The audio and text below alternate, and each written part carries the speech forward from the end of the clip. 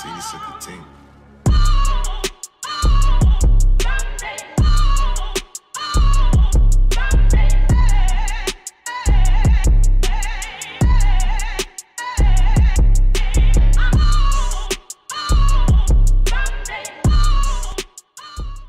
All right, ladies and gentlemen, welcome back to episode 43 of Chart Talk. God knows how we made it this far.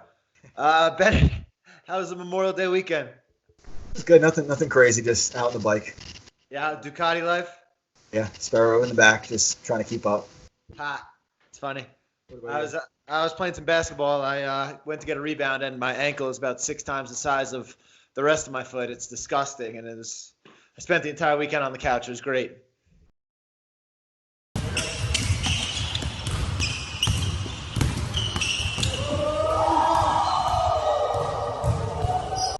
That was when you were off-white, low-top Nikes. That's definitely what happens. Oh, the worst was, no, I had some Kyrie Irvings on, and then I had a friend playing in Vans, the worst shoe possible for any type of athletic event, and he's fine, he's running around, and I'm my ankle's broken, it's brutal.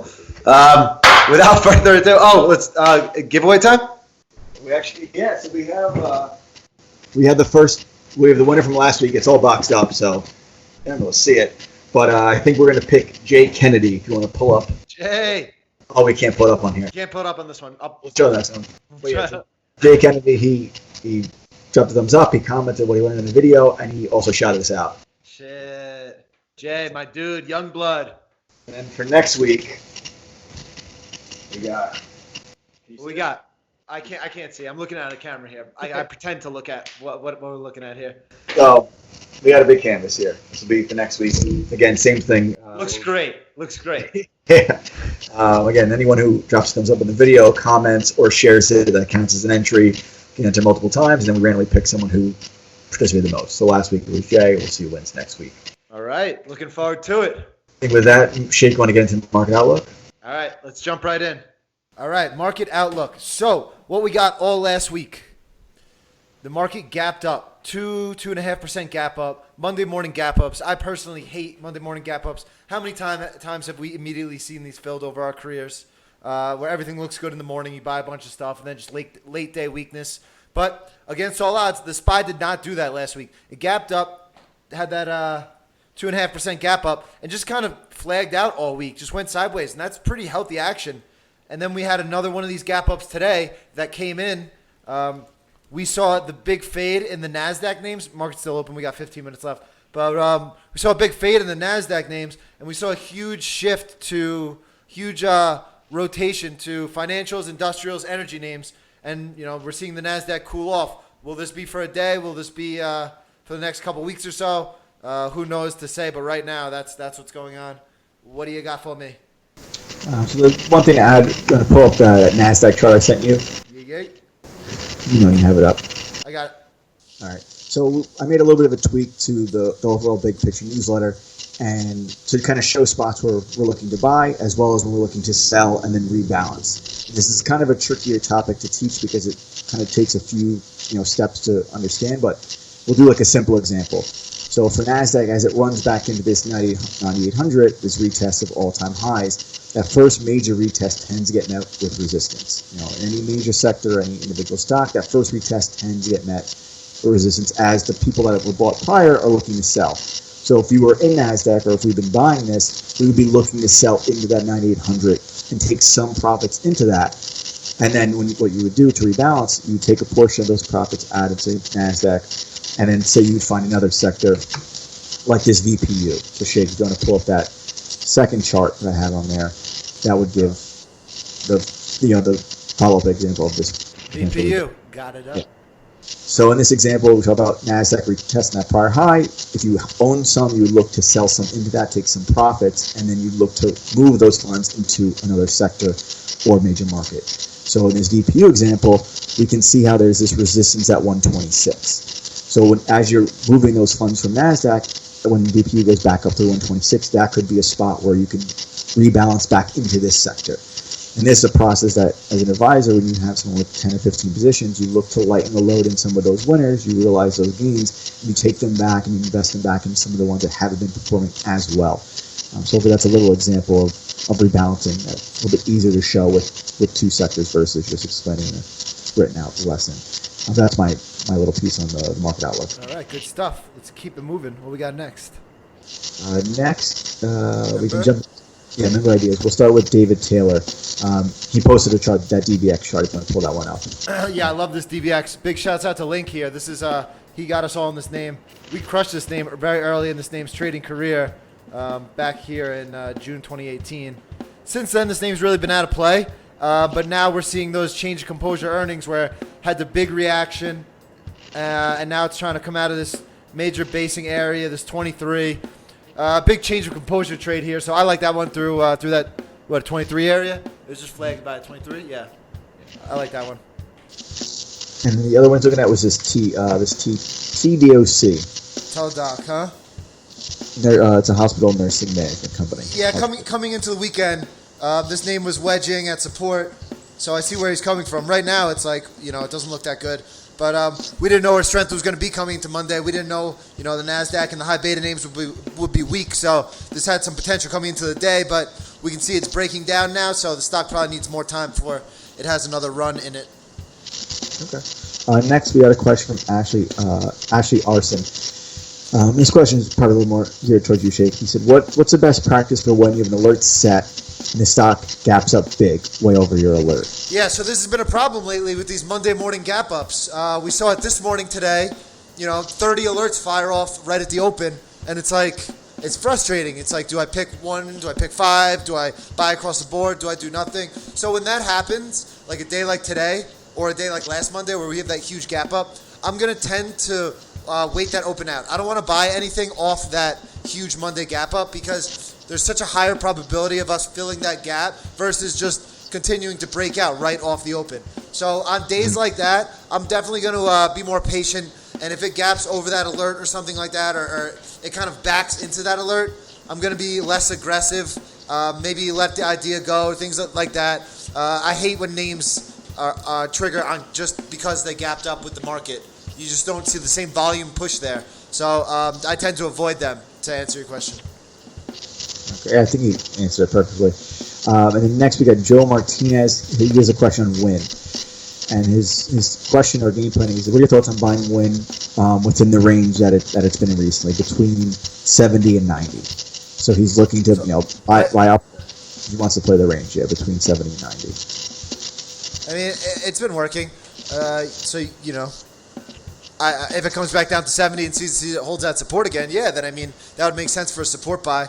Who am I to say that trade will change? So until you see something change, I guess that could be a good. It's very hypothetical. If it comes back down to the 70 and hold this 70, then sure, buy it. Yeah. A lot of things have to happen, Yeah, the later part of the question was you can keep playing this range until it fails, and is looking at that chart, even though we've been kind of avoiding, the casino section, a lot of these places that are, closed down, nothing to do, yeah. Hard to kind of look to want to buy that particular sector, but from the chart standpoint, you can play that range, but you want to also keep in the back of your mind that 90 has been resistance. It's tested it twice so far, like we talked about earlier with the NASDAQ. That first retest gets met resistance, which we can see here, May 1st. And it's as it keeps making those attempts at 90, the more likely it is to break out at some point. So if you can trade this range, kick some into 90, but be willing to hold some just in case it wants to go, like what we saw even with Intel. And so you have some for that next leg, so you don't trade it perfectly and then you give away all your stock when it actually does go from 90 to 100, 110, so on and so forth. So I think with that we can move on to Roll Thompson. He's looking at this GoDaddy through 79. I like this. I like this GoDaddy level. I just think it needs more time, and we're seeing it today. Then this is what we're seeing in a lot of the gap ups. So we were answering that question. This is kind of likely to happen on these gap ups, where it's it gaps up because of the market, but it doesn't have that volume push, so it just kind of fades the rest of the day. That's what we saw in GoDaddy. But I can see what he's looking at here. This beautiful, beautiful macro level. It'll be ready, I think, this quarter at some point. We saw the earnings gap up, and now it's kind of flagging right before that level. So you got to love that, but I just think it needs a few weeks sideways would be perfect for this one. But I definitely like that level as well. The one he's looking at is LVGO through 63. Oh man, this name haunts me. Oh no, not anymore. Down 7% today. This is clearly people are taking profit in this name, and now we'll need weeks before it yields another setup to long side. Of course, unless you want to buy a retest, but that doesn't sound like the type of thing he's looking for. If I were to look for a retest, it would be these earnings highs right here. It would be this 45, 46 area. But then, this stock went such a long way, and it's just starting to fall now. Becomes an avoid. We can jump into some of the social media questions. We got Tim Horoski's looking at RCL through 50 versus the lowest. Or cruise line. I get it. They'll probably get bailed out. They're so beaten down, and buy low, sell high. I just don't want to buy a fucking a cruise liner stock. Like, there's nothing in the world about that company that I like. Like, if I don't mind buying a company that I'm indifferent for, but if I fucking hate the company, then I'm gonna avoid it. Cruise liners right now, I just hate them so much. So yeah, the trade setup's there. Bottom bounce. It looks like it's starting to trigger today. So take what you want with that information, but I don't like it. Yeah. See, even I'm in the same boat. And the thing. Oh, I didn't. The trick part is his game plan is to buy 50 versus the low of the day. So realistic. When it's a macro level. Problem is that his day one risk is 20%. So more than likely, no offense, Ben, you're probably going to be wrong. So you're going to lose 20% in this trade. And to make 5-1, you have to make 100%. So that means you need to buy this at 50. It can never go below 40 from tomorrow until you expect it to go to 100. It's just an extremely improbable trade that realistically he's not going to make 100% in. And I know, we know Tim, we know kind of how he trades. This is just a 20% loss in my opinion. Next, we got Miguel looking at this Stitch Fix. Shouts out to Tim catching that GD though. All right, Stitch Fix.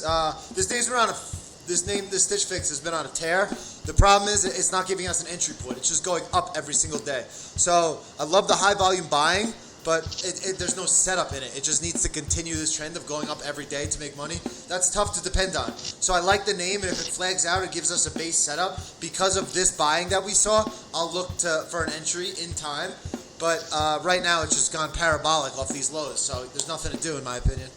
Yeah, even looking at this chart, if you bring a horizontal line down to 17, that was that first proper flag that's set up. It was a little bit more. Yeah, I got you. Yeah, so that was a little bit more of a difficult buy. It wasn't really on most people's radars, but that was the tight risk entry. Then you have this next flag up through 20, which again it consolidates only for a few days. It only gives you that chance to get in. Then it gives you another flag at 23. Again, the consolidation gets tighter, and less. Flags are worse and worse. Yeah, well, that's what I'm getting at. Is for Miguel asking now, he's missed the first flag, he missed the second flag, he missed the third flag.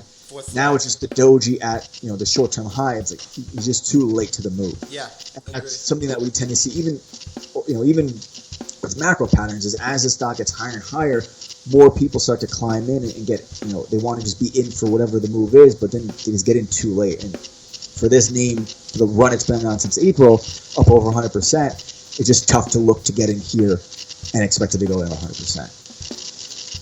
Let's see. Next, we got Jay Kennedy. And he had a similar question with that gap up. And he was the winner? He was the winner, so... Oh, so now I can see it. Show me. Oh, well, that's boxed up. Oh. So Jay, you were, we already mentioned before, you were the winner. If you can, shoot me a DM of your address so I know where to ship this thing. We'll get it out to you. And then, again, Shay, you can probably see it now for next week. Ooh, Benny Frank, huh? We'll be sending out. Again, so for Jay Kennedy's question was regarding PKI. And saying... This was trade of the week. Trade of the week this week was this PKI through this 94 consolidation. You had to buy it right off the open today. It sucks. That's the problem with these Monday morning gap ups, where it's this name went, it had the volume to go, so it would have been great if the market didn't gap up. Market gapped up, it went anyway and continued. Never really gave us a chance to buy it unless you bought it off the open. What's his question? Did I answer it? It was really just what do you do with that? Are you just gonna buy it off the open and that's the tricky decision you got to make, where it's I want to buy this off the open. So what you should do, if you love the name, buy it really lightly, and if it gives you a chance lower against support, and it shows you that pivot, that's probably where you load up. And then if it goes without or with your light position, then at least you're still in the trade. But you don't want to load up off the open Monday morning because, 9 times out of 10 that's going to burn you. It's happened to me so much in my career that I literally try to not be on the desk too much if we have a massive gap up Monday morning. I think just to give, maybe Jay and Chick, you can disagree or interject whenever you want. I think with that question, if you're newer trader and it gaps up, more than say 1 or 2% from your entry, it's probably best to just let it go, give it a couple days to set back up. If you do get in, I think a simple rule of thumb would just wherever price you're buying, be willing to give it to the prior day's low. So, for this example, if you want to buy 95 off the open, you got to be willing to give it to below 92, at least for that first day. Because it fills the gap, you're going to get randomly pushed out for no reason. Yeah, chopped up, nothing happens. It's going to be too arbitrary. So going along with Jake saying buy it lighter, I think you buy it lighter if you really want to be in it, but be willing and know that you have to give it to that prior day's low. You can't start cheating and making, this one I'll give it $1. It's not going to be a repeatable process for you. And even for me, for GD, that we've been going over this. I had a similar example, and we'll go into that with good trade, bad trade, but that was an overall theme today. We're just getting hit on those gap ups. Okay. Next, we got Utterson looking at TTD for 310. So, like I was saying, trade desk. Like I was saying earlier, this looked good coming into the week, and we don't know where the strength is going to be. So, if you erase today's action, it's like a pretty decent setup. These names have been market leaders and all that. But now what we're seeing is a lot of these names have earnings later in the week. The trade desk doesn't, but something like Vive has earnings this week, and we're just seeing profit taking in those names. So this trade desk, it looked good coming into the week, but we're seeing that sector weak Monday. So, likely we're not going to have any buys on strength in this name this week.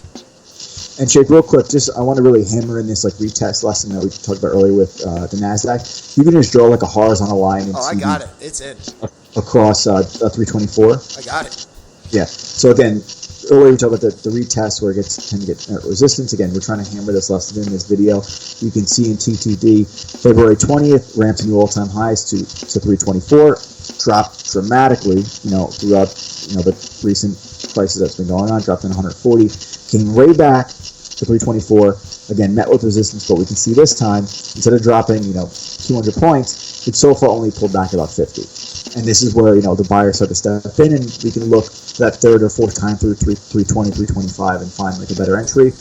Hopefully we're hammering in this retest lesson and why we look to that. Let me hammer in a retest lesson while you're getting in. And that gives us why cup and handles are a theoretical trade. The cup, the left side of the cup is that first all-time high. The right is the people retesting it, the buyers who just took the round-trip trade and are selling it. And then that cup, that handle is just a flag, third time through all-time highs. Boom. Isn't trading so simple? All right, what we got? All right, next we got Polar.Kelly. He's looking at CRM, but we're going to add a little caveat. He's looking to buy a call that's going to expire the first week of June above 182.5. So it's an earnings lotto ticket play is what he's trying to do. Yeah, I get it. Sure, if they're going to beat earnings, I'm sure that trade works out. The only thing is, how do you replicate that trade for a 10, 15, 20-year career?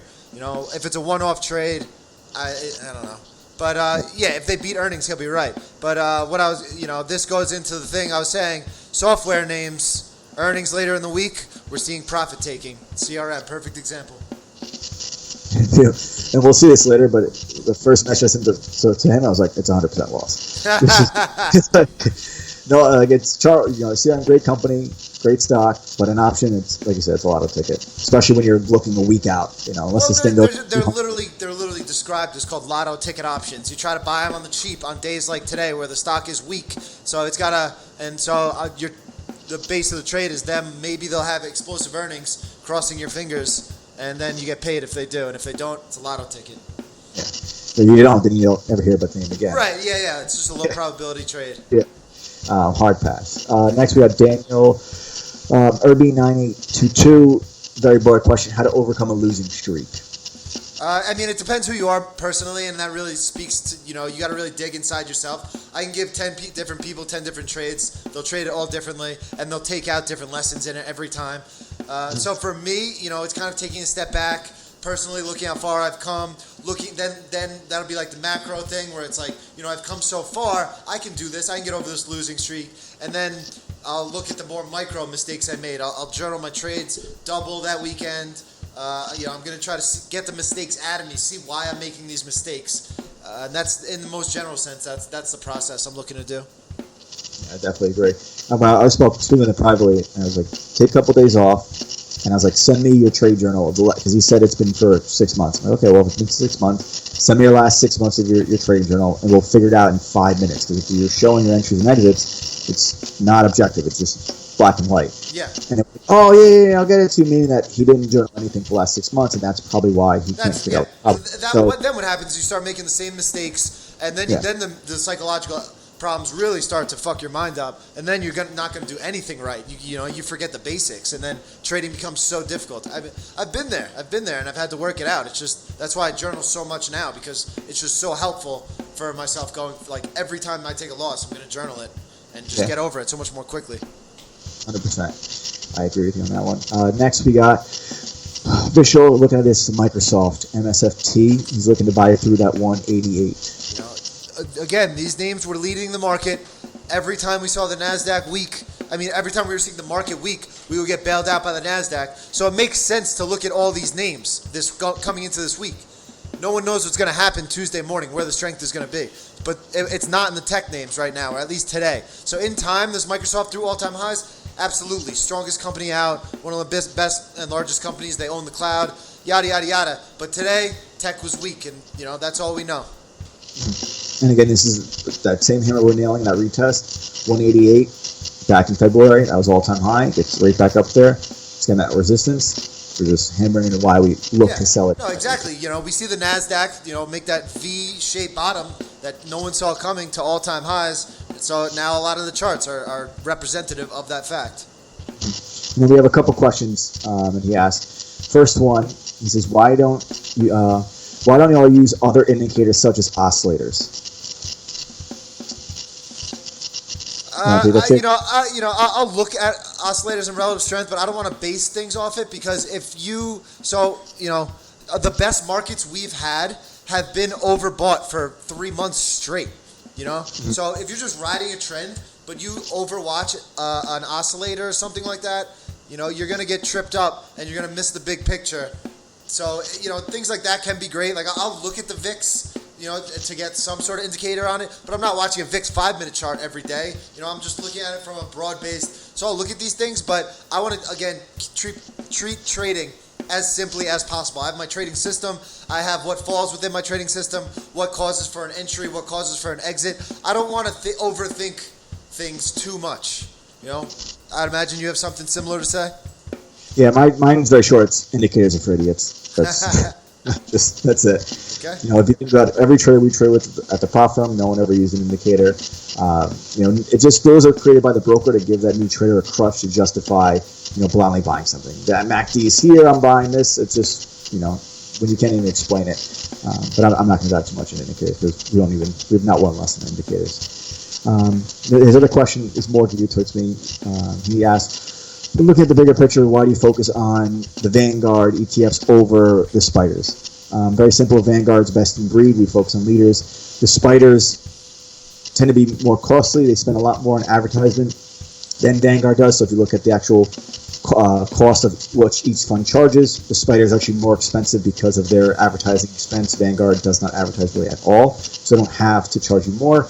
And again, we always focus on leaders. That's why I stick with Vanguard ETFs over the spiders. Those spider, their marketing team though is fire. They're like NHL center ice, like buy the spiders, they're everywhere. It's very impressive.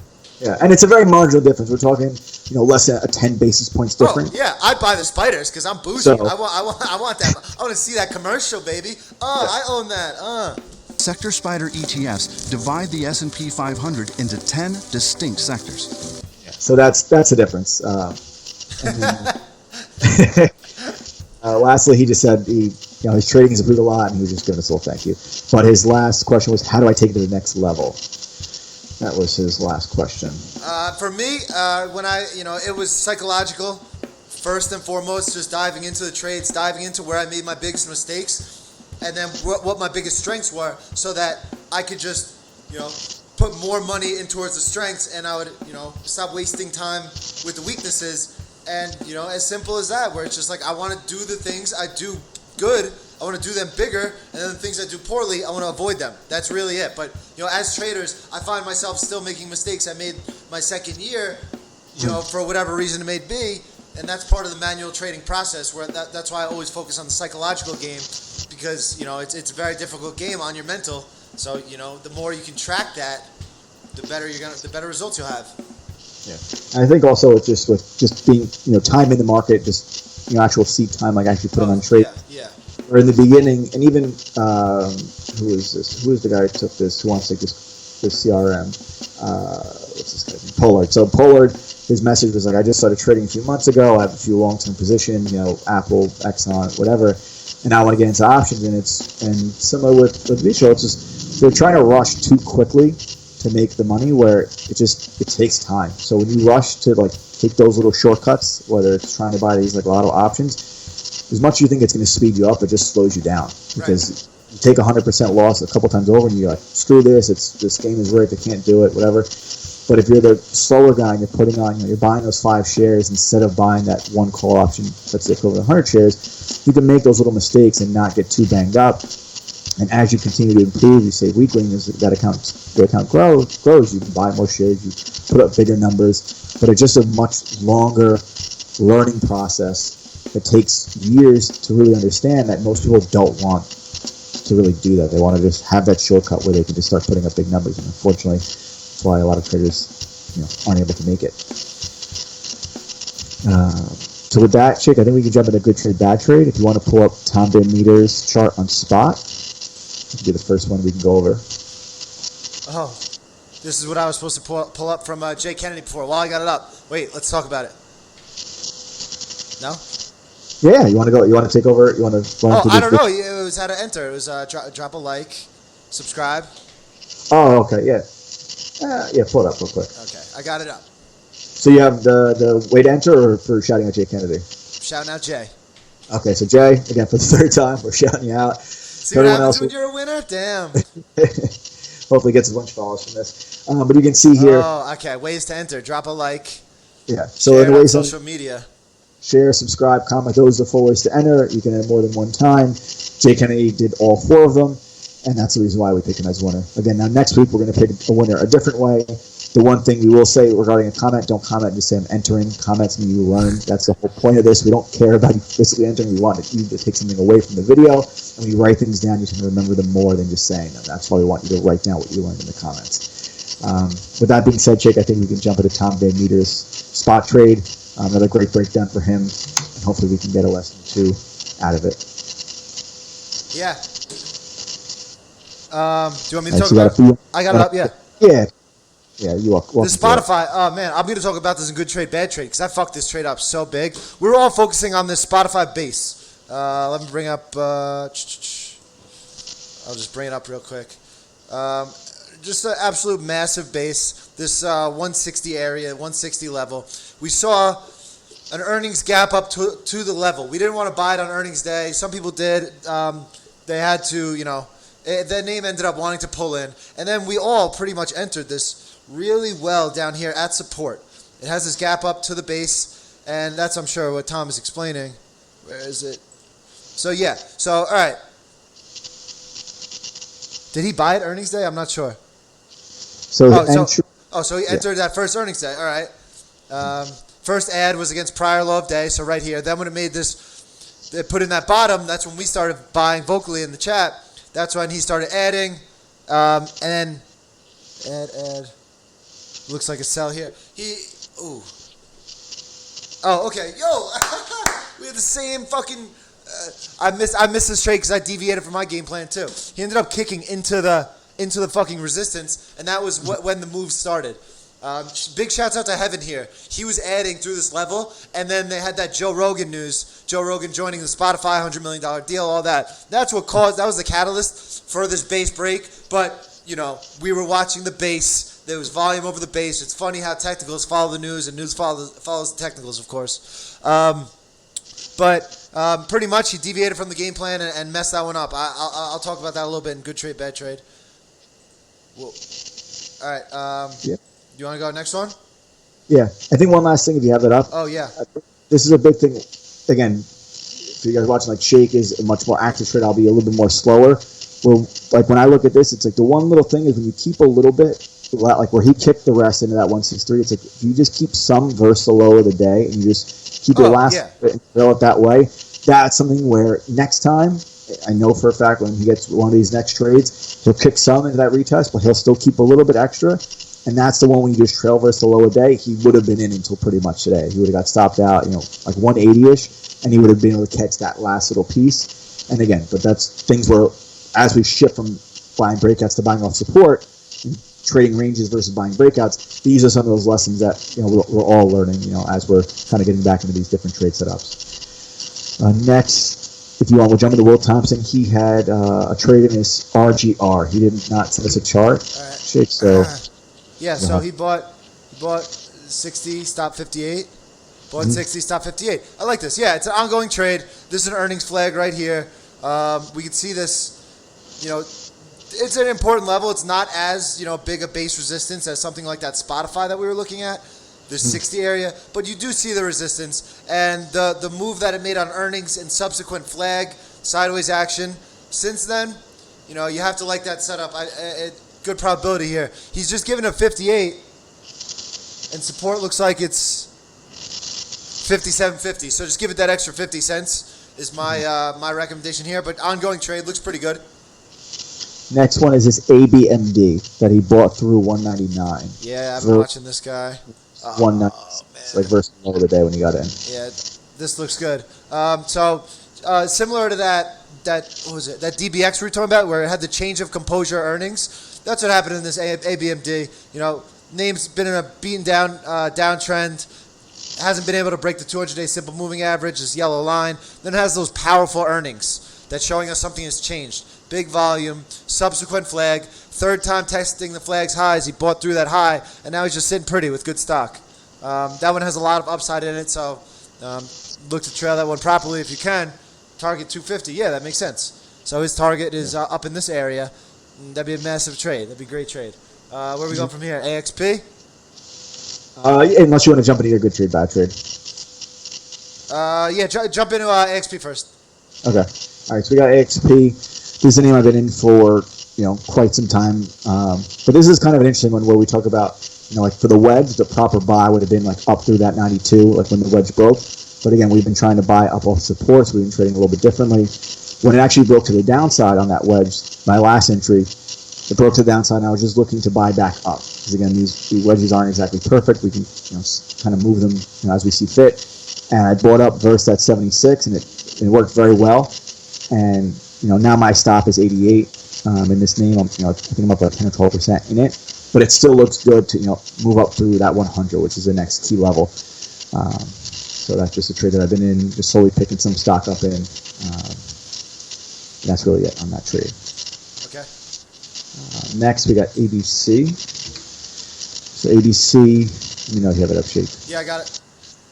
All right, so we have like a weekly chart up. Again, we've been talking about this 95 level for quite some time, 92 area, and we saw it pull back in. We bought it up off support, bought it up through 84 versus that low 82, and now it's ran back into resistance. And we don't have to be perfect up here buying 92 or buying 95.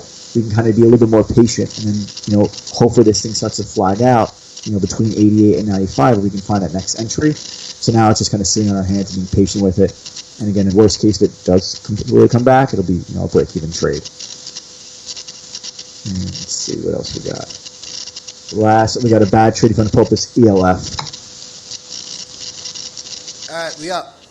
All right, so this is a bad trade. This is things you don't want to do. And I try to make that very obvious with the bad trade in it. So I've been in this ELF for probably almost a year, almost 2 years now.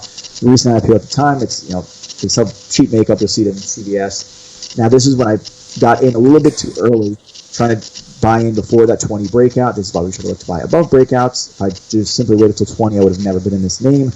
Bought in through 19, did not work, and averaged down and averaged down again. This is one of the main reasons why we focus on averaging up. You can avoid being in these disasters. So I had to average down in this name. Again, bad trade. We'll avoid averaging down.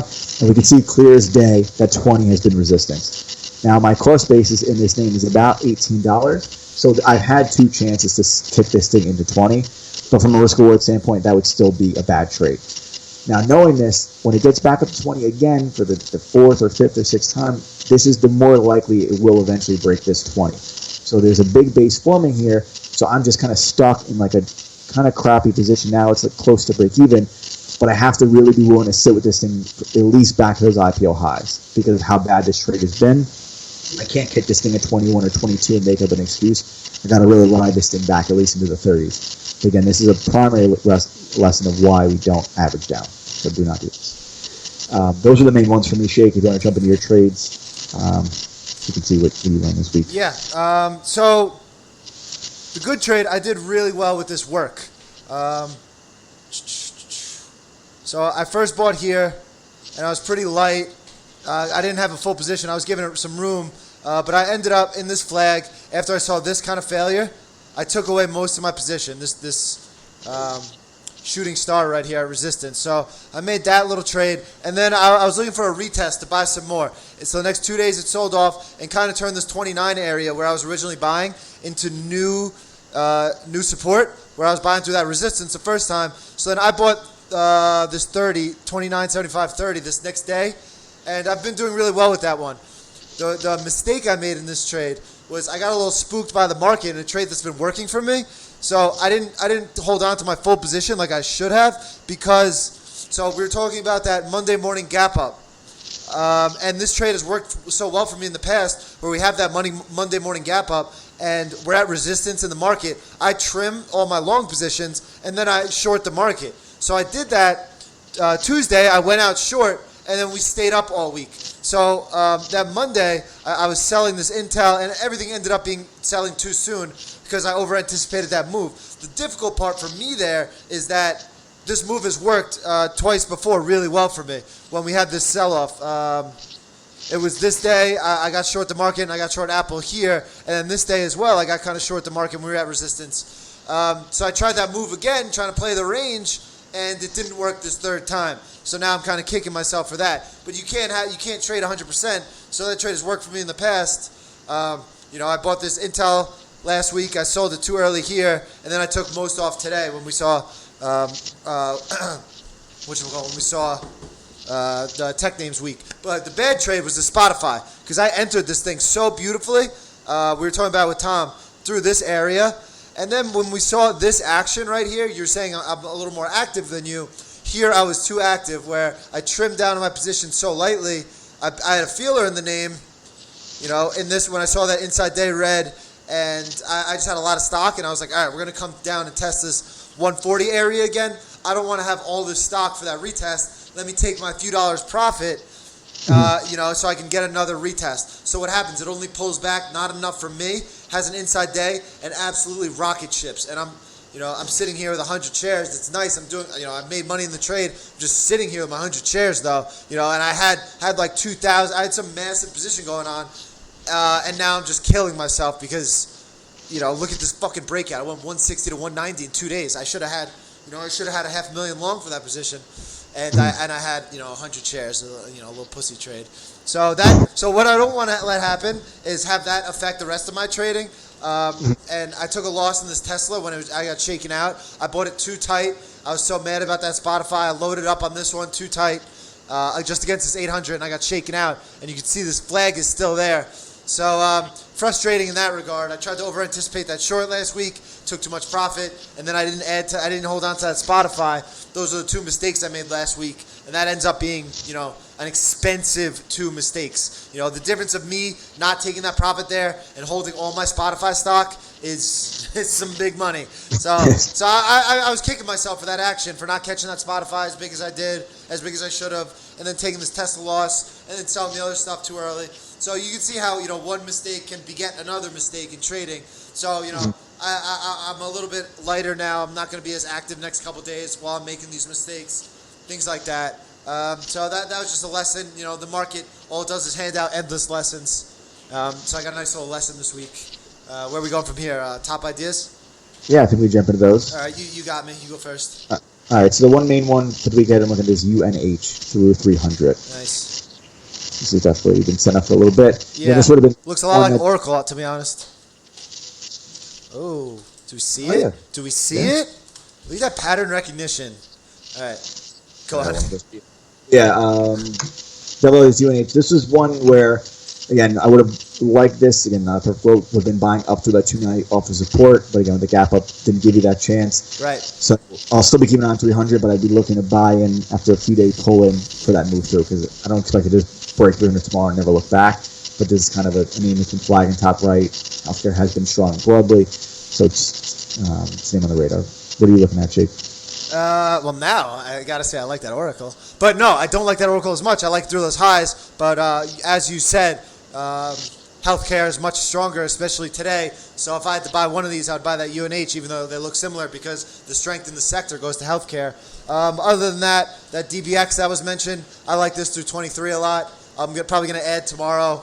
I'll have some just against these lows as a breakout buy, some a little bit more room, but I think this name has a lot of potential this quarter. This ZYME, just a really nice flag, pharmaceutical name. We've seen these biotech names strong, so if this one can break higher, and I still have my eye on that Tesla. This name is just, the crowd, it's such a crowd pleaser. It goes on parabolic runs. There are a lot of good-looking charts out there right now.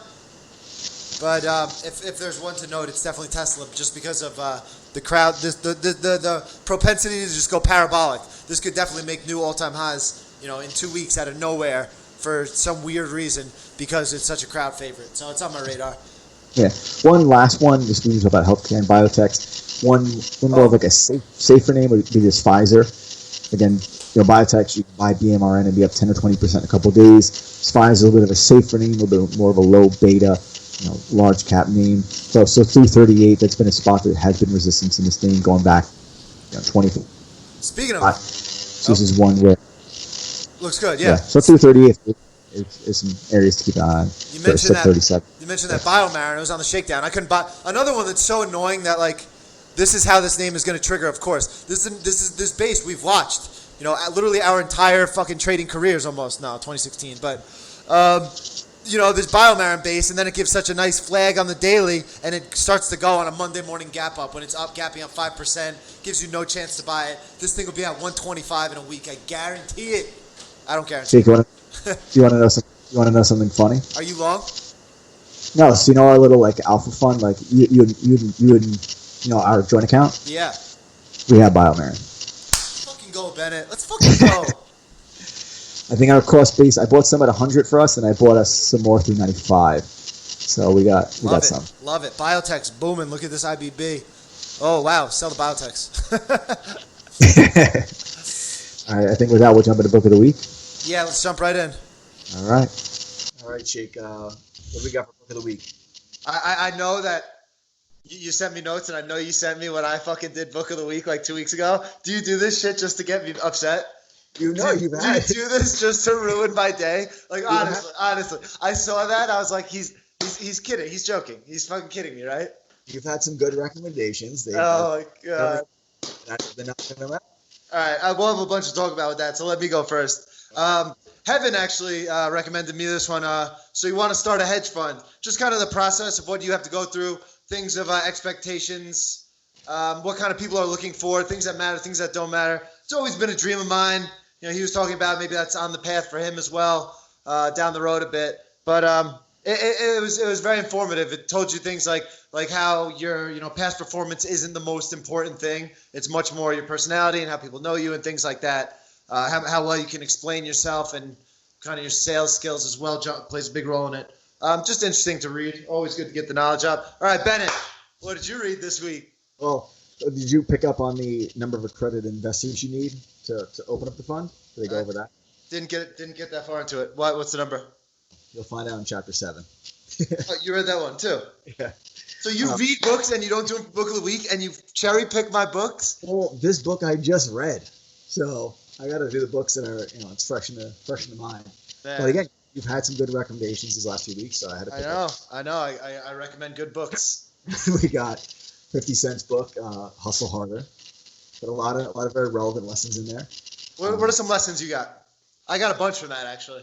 Yeah, no, I mean, it was surprisingly very good. I thought it was going to be like a little more gimmicky, but I think some of his perspective is unbelievable. His like sneaky tactics, the constant trolling where it just like keeps him like in the media. But some of the other things, always hustling, always move on to the next deal, always, being willing to just kind of reinvent himself. Having a strong crew, like even for us, in Alpha Chat, sometimes we have to weed some of the guys out that just aren't really cut out to be there. But it's important that the guys that we do have, it won't be the same without. Knowing your value, being able to evolve and change. We've been doing a lot lately in these last few months in the trading market where we've been switching more to support buys versus breakouts. Shape your perception, how I present myself, how you present yourself, how, those things matter. People, when they see those kinds of things, they take us a little more serious than if, I was here like a mangy beard or, my hair not done. Learning from your losses, that's something we're doing trading every single day, and avoiding the entitlement trap. Those are like the main key points of that book. Yeah. That was the table of contents. You just read the chapters. Own your L's. So my favorite lesson from that book, great leadership lessons in the book. He was like, in order to handle people, you can't really just across the line treat people the same way. You really have to learn about the other person, learn what makes them tick, learn what kind of personality they have, the things they like, things they don't like, and kind of treat them accordingly. I thought that was very interesting, and he had great examples of guys in G Unit and stuff like that, the rappers he used to handle, how he would have to treat people differently based on their own personalities and things like that. So that was something I could immediately use in my day-to-day life. Just talking with people that we work with, talking with members, things like that. So I felt that was really useful. There was one thing that he talked about, like his photographer, like his full-time photographer, guy from France, flew to New York That was sick. Yeah. So he flies to New York City, wants to work for G Unit. He's a photographer. We have no openings. There really was an internship. And he came back the next day and was like, well, I can help you fix your website, this50.com. Right. And he's like, I'll do it for free. Let me fix it. Like, all right, go start, fix our mistakes, fix the site. Like, okay, well, now you've already shown your value, kind of gone, even though we told you no twice or three times, you still pursued it, found a different angle, helped us, and now he's the full-time photographer. Right. I thought that was like a huge lesson where, especially the guys that DM us, it's always reverse. It's like it's always reverse. It's never, teach me how to trade for the next 6 months for free. This, and that. Like, do all these things for me, and I'm still going to complain and then not be thankful. It's like, right. Wow, go somewhere else and figure that shit out. But when you come to us, like, oh, we can help you with your videos, your audio is trash. Use Audio City, which I'm using right now. Okay, I'm going to figure out how to use this, and that guy's going to help me. And it's like that guy's now valuable to us because he's helping improve these videos. What's funny about the audio is that I still hear skipping in my headphones, so it's not that great. Incremental improvements, at least. We'll get there. At least we're talking to someone that knows. Yeah. So yeah, definitely a good book. Hopefully next week I'll have a different book you have not read recently. So how to start a hedge fund. I couldn't. Yeah. The amount of accredited investors, everything was in there. Oh my God. All right. Wrap this baby up. That's it, guys. Until next week. Good luck. Happy trading. Until next time.